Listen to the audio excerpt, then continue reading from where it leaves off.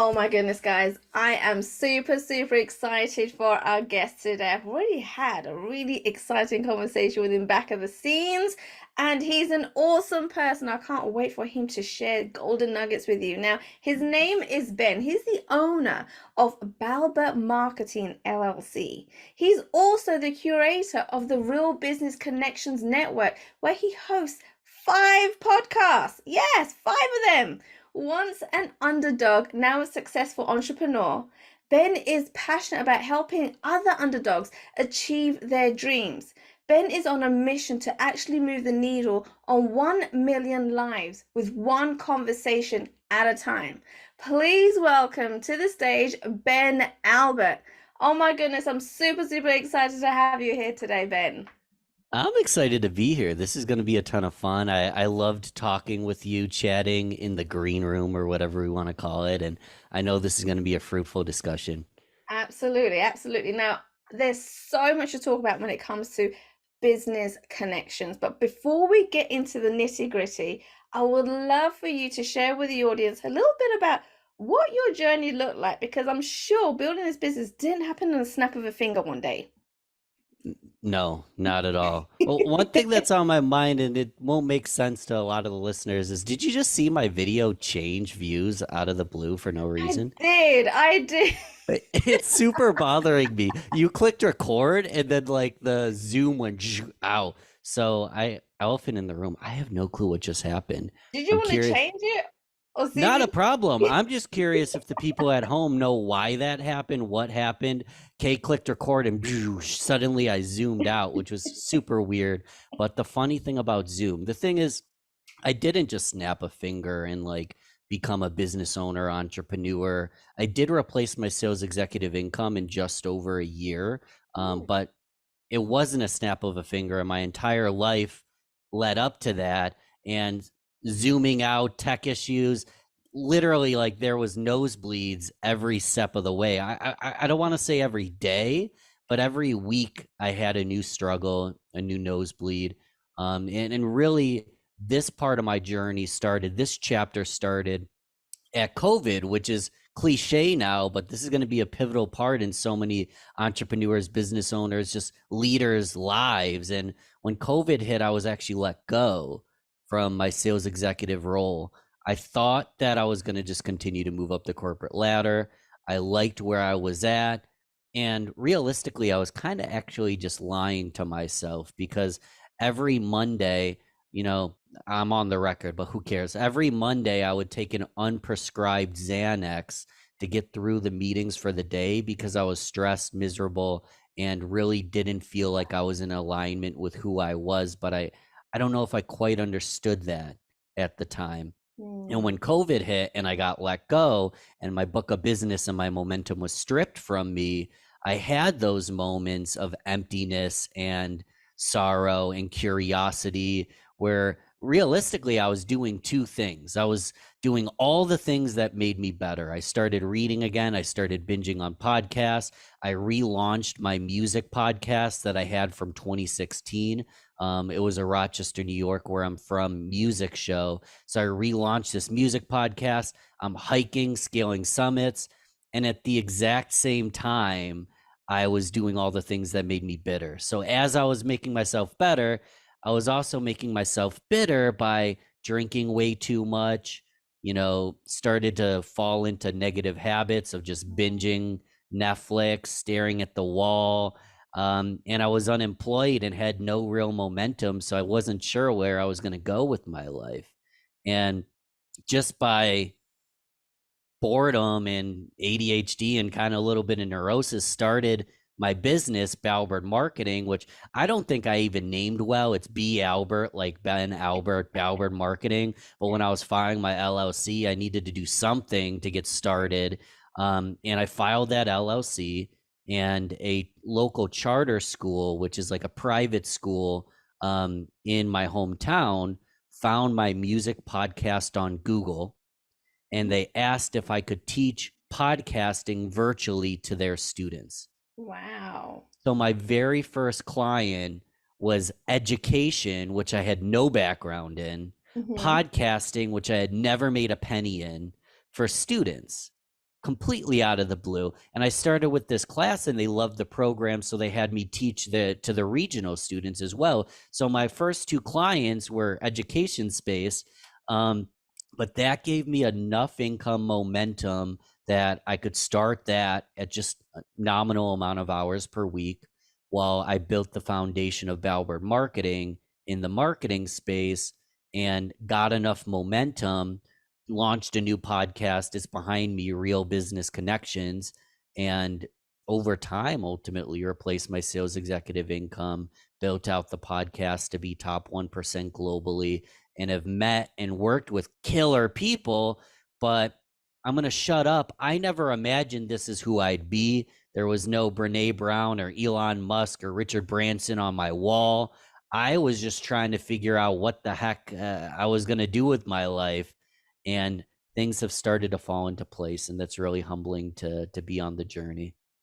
That's really interesting to hear. Now, you've gone through a lot of ups and downs, a lot of kind of twists and turns to get to where you are today. Now, it sounds like, and correct me if I'm wrong, that you didn't know what type of business to build. It just kind of happened and you went with it. Is that correct to me saying that? Yeah, it's 100% correct. And to give one tiny little detail, I was selling magazine advertising. So I was doing magazine advertising and I was doing podcast education. And then I started a marketing firm because that's what I did at my previous career. But I didn't just pick a, I didn't pick a medium, pick a passion and just triple down on it. I was dabbling. I was very uncertain as to where it would go. Right, right. Now, I'm curious. You said that you were working in education with kids. What ages were they and what was Mm. that like? They were high school students. Okay, uh-oh. It it's hard for me to describe what it was like with context because I've never taught students and it was virtual and everyone had just went virtual, so it was new to everybody, but it was nearly impossible to get people on camera. I sometimes wondered if they were paying attention or not. But one thing that was beautiful about podcasting is in both my classes, we started a podcast. And there's so much you can talk about, and we can go this direction. It's kind of boring in some ways, but there's audio technology, there's editing, there's show notes, there's the cover art, there's setting up themes, topics. I didn't want to go into all that and bore, and a lot of that stuff, you need a hands-on feel. Right. We just started podcasting. We would be like, Kay, I want you to lead today, pick a topic for the group. And then Kay would say, I want to talk about our favorite rappers. And then as a class, we would just talk about our favorite rappers and record it. And what I was trying to get across to the students is all you got to do is click record and talk about something you're passionate about. And that's better than doing nothing. So we kind Absolutely. of just started and it was interesting because I didn't know what to expect, but it was great to see people light up when they started to talk about something they were passionate about just by happenstance through the medium of podcasting. But talking about things we love just brought up the energy in the room. Yeah, and I absolutely love the fact that you just simplified it for them, right? Because when people think of podcasting, they do get into their heads that I need to know all the tech, I need to know how it all works, the SEO, the promotion, the marketing. And really, all you need to do is just start talking and recording. I love that. Yeah. That's awesome. Now you talk about real business connections, right? That's what your podcast is all about. Tell us and the audience a little bit more about what does business connections really mean and why is it so important in business? So it's evolving to go from day one when I was looking for jobs. I before I even started my business, I was looking for jobs. I got on LinkedIn and revamped my, LinkedIn profile, new cover photo, new headshot, and I was just trying to apply for jobs and nothing was landing, but I had a new LinkedIn profile and a friend request on LinkedIn is a connection request. Right. Yes. So the term business connections, real business connections, It actually started locally. It was started as Rochester Business Connections. I've since rebranded to be international, but Rochester Business Connections came from the fact Ben Albert was seeking more Rochester business connections, Mm, quite literally. And a LinkedIn request was called a connection. So I was going to use LinkedIn to network and connect with people in Rochester. It was really that simple. And that's what it meant from the start. But we could do 10 hours on connection because it's so many things. yeah. Like in a business context, it's, the more hands you shake, the more money you make, the better network you have, the more your network could be your cheerleaders and partners and talk about you. That a lot of business owners say my best form of business is referrals. That's how it should be. Mm-hmm. That doesn't mean you shouldn't have a website and actually optimize to bring in leads that aren't referred to you. But what makes you referable? It's the connection and the goodwill you leave in other people as you help them and help them grow. But even at like a personal context, it's like connecting with your own mind, body, and soul. It's feeling connected inner so you can be a magnet to people that need your message and repel people that don't. So connection is building in my brain in so many different ways, but it literally started from Ben is lost. He wants to be an entrepreneur, but it doesn't know where to start. So he's going to start a business connections podcast because he needs some. And what I've learned over time is the more business connections, the better. But the kind of connection and the kind of relationship and the mutual value drive, the win-win-win scenarios you create for one another is truly what takes it to the next level.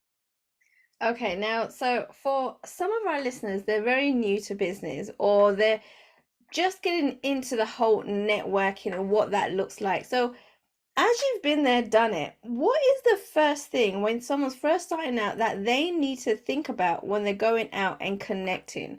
Or maybe put it in this way, what are some of the mistakes people are doing from the get-go?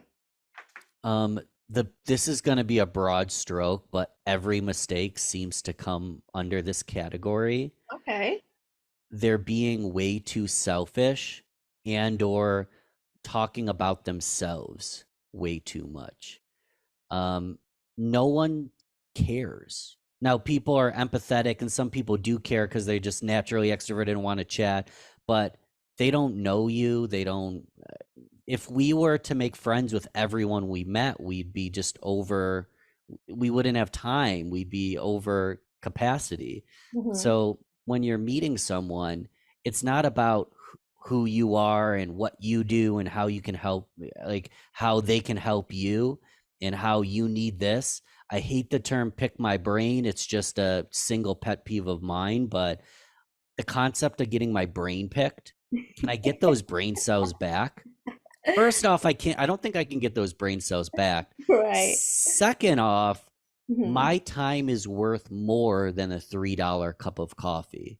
Right. So I love sponsoring people, mentoring them, putting my chips on them. But I also don't really like my brain being picked. I want a student that's going to apply the knowledge and actually go out and do things.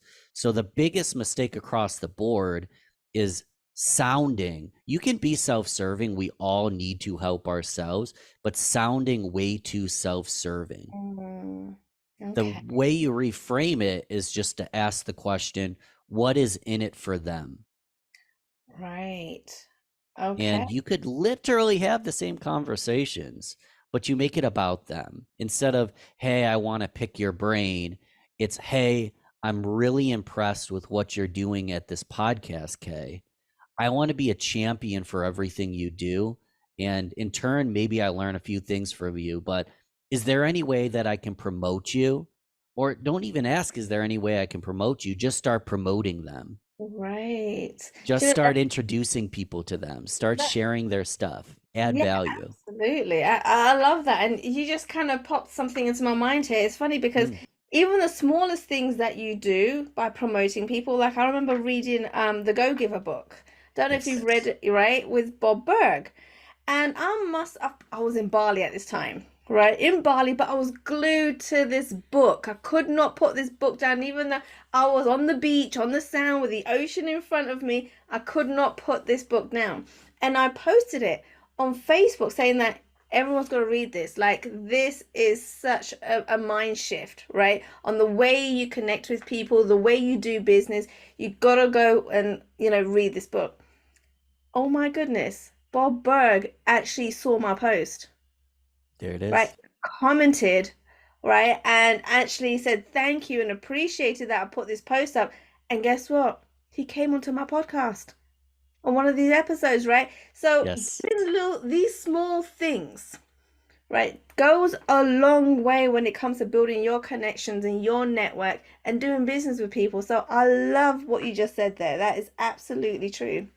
Now, how you said that you meet everybody and you can have these conversations, but we don't have the capacity, right, to have these conversations with everybody. So how do you filter out the people that you should be speaking to, shouldn't be speaking to, or the types of different conversations you should be having with them? I wish I could give you a perfect answer. Oh, Ben. I really wish I could. There's a lot of canned responses I can give you. Hmm. Um, but the bigger my network and the larger my clients and the more money I make, the easier it is for me to have blind spots to what got me here. And what got me here was not judging based on where they are in their business or how long they've been in business. For all we know, we could have a 2-month entrepreneur and, oh, they're 2 months in, they're 22 years old.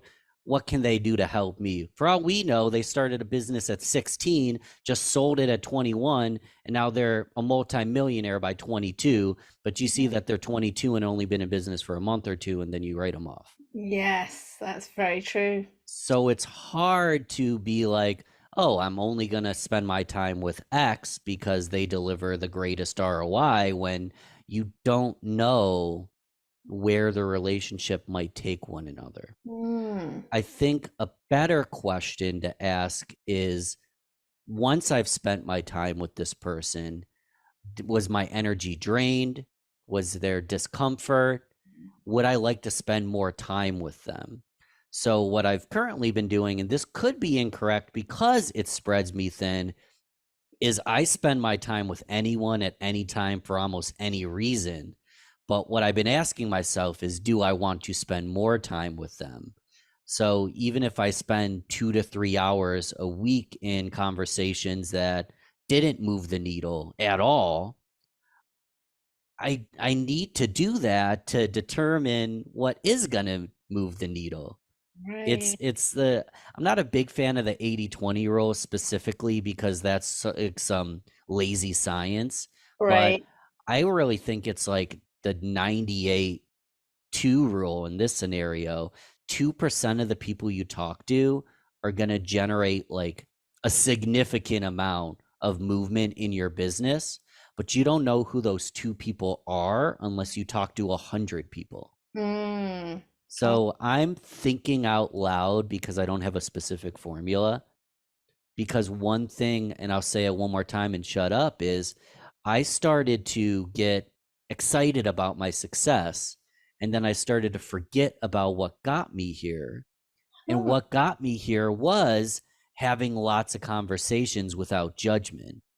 So I'm Mm. starting to realize that that's probably the route. Whether or not there's a specific way to do it, it's just start having conversations without judgment and then know, okay, I need to go deeper with this person or I'm going to move along graciously. Okay.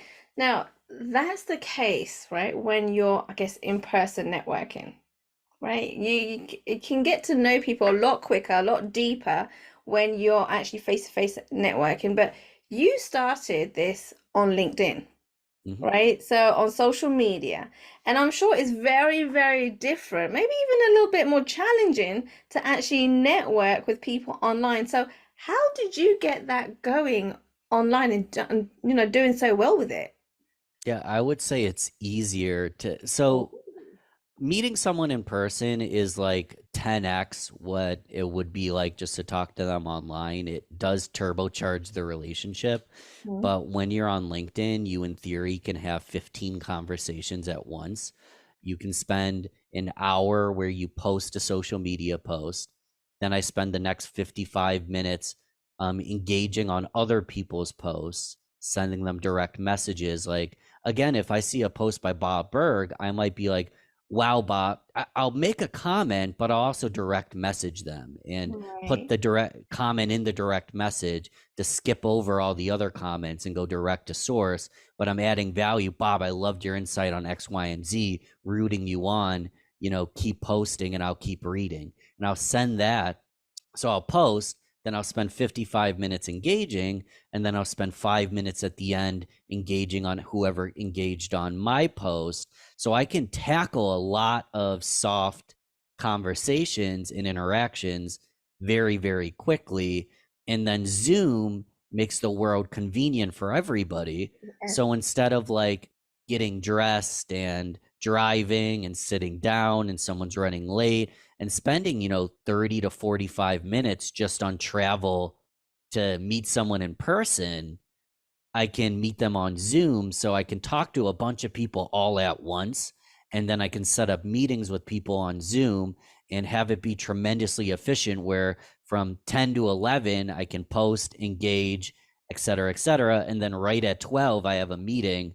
So it allows my ability to talk to a lot of people to be incredibly efficient, but I'm not going to set aside the fact, I'm not going to downgrade the fact that an in-person meeting is just better for the relationship build. But LinkedIn and Zoom made it really easy to talk to a ton of people efficiently and build relationships quickly that have become good friends over time where we do meet in person, we Hmm. do get coffee, beers, but it all started on LinkedIn, which is super cool. That is very, very cool. Now, how do you go about then starting the conversation on LinkedIn or even finding the right person to start the conversation with? I mean, it's going to be business dependent. This is a deep workshop in itself, but it's like who who is your target client, Hmm. peer, or mentor? I'm trying to remember. James Altucher talked about this on my podcast. Um, zero minus equal is what he calls it. So the zero is a peer, the minus is an energy spend, but you're mentoring someone below you, and then a plus is an energy spend on their part because they're mentoring you. So Ah. what is your zero? What is your minus? What is your equal?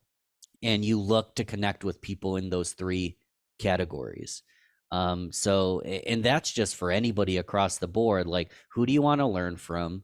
Who is your peer?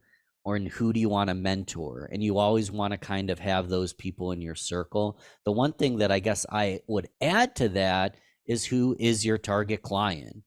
Right. And that's, I don't know how to put that in the zero minus equal framework. We're doing this live together, but when you're reaching out to target clients, it's the same thing. So like peers, mentors, mentees, and then a target client. And that covers a lot of ground. But step one is first understanding who those people are. Mm. Like, and they're not a certain gender. I mean, in some scenarios they are, but they're not a certain gender, age, or ethnic group or certain kind of business all the time. You need to determine like who this person is specifically for your business, and just starting conversations with those people is the simplest way to start surrounding yourself with those kind of people. And we already know this, those people know other people. So Ah. even if Kay is not a perfect, you're a peer of mine. You're not going to be a client. You're probably not going to be a mentee or mentor. We're peers. But since Mhm. we know other people, we can be referral partners, nominate people for each other's podcast. We can make introductions for services. Right. So I think peers is way underrated. But anybody in those categories are the people you want to be surrounded by. I really like that. I like how you categorize the different people. And so being able to identify who they are, you'll be able to have those different conversations with them. So that's awesome. Now, Ben, I don't know if you get this, but I get asked this all the time. But I'm an introvert, right? I can't go out there and start talking to people. What would you say to that introvert that's starting a business? Yeah, one-to-ones and small group conversations is the tactical. Let's actually take a step back though. Okay. Um, the more it's a fun phrase. I already said the more hands you shake, the more money you make. It's true. If you're really good at business, you can shake less hands and make more money because you're just more efficient. But Mhm. at the end of the day, humans buy from humans that fulfill services for humans that create products for humans. So everything in life is based on a relationship. Every transaction is based on a relationship. Even if I go on Amazon.com and buy a Halloween costume or buy a gift, I'm buying it because of a relationship based reason, Right. a comfort based reason. So once you realize that, at the end of the day, you might be introverted, but unless if you're the CEO, the business development salesperson in your company, if you don't have people doing it for you, it's your job as founder and CEO to start putting yourself out there, start creating relationships, start talking about your message, start aligning with similar people so you can be a magnet to the people that you can serve and attract the people that you can serve. So that's just factual. Now, how do you do it? If you're introverted, Yeah. smaller groups and one-to-ones. And I'm an introvert, and Zoom had made my life so darn easy because I'm a curious introvert with an insatiable love of learning. So I started a business podcast and hosted it on Zoom where I got to sit down with mentors that taught me how to run a business, but I got to create content with them while I did it. And since it was a one-to-one interaction with, I've got headphones on right now. It's super quiet in here. There's little distraction. I can be completely present for that human. The one thing that I've loved about my introverted friends and introverts in general is their capacity when there's not too much overwhelming stimuli to be truly present for that individual. Now, granted, they may need to take a nap afterwards or, have some time by themselves, which is totally normal, but a busy, hustling, bustling, 1,000-person networking event is overwhelming. But if you can get in one-to-one conversations, I just happen to do it on a podcast. In Zoom's a great way to get one-to-one or a small group. You can actually build deep conversations where you're not meeting as many people as the butterfly, feather in the wind extrovert talking to everybody on earth. Mhm. But if you're smart and strategic, you can actually accomplish more with less because you're building deeper connection with those one-to-one conversations. So that's kind of the two-parter. One, remember that you're the CEO, business owner, salesperson. You need to get yourself out there, but you don't have to be everything for everyone. Figure out who you want to connect with and be intentional to get them in a room one-to-one in a small group setting and actually build a connection with them. I love that. I love that. Now, oh my goodness, I know at this point, Ben, people are like, oh my goodness, I need to connect with Ben, right? So, where can they go to connect with you? First and foremost, I wouldn't be here without you. That's not beyond me. So if they haven't already clicked subscribe, they can do that really quick wherever they're, consuming this. And Mhm. if the bonus points hit 5 stars, you don't even actually have to leave a review on most platforms, but you could just punch 5 stars or punch like on YouTube if this is there. Yeah. And then next step, you could leave a review. That's like super extra credit, but only once you've done that, you can find me wherever you found this. So just type in real business connections wherever you found this or Google it. That's where you'll find my podcast. And that's where you'll find all the links. I mean, my number one platform's LinkedIn, but I'm on pretty much all the social medias. But if you leave a review for this, leave 5 stars, and then just Google real business connections, you can find me wherever you hang out and we'll start there. Wow, Ben, thank you for that. And before we come to the end of this episode, do you have any last words to share with the audience? So that was kind of my last word. I want to first, I'm going to double down, show some love for your girl here because I wouldn't be here without her.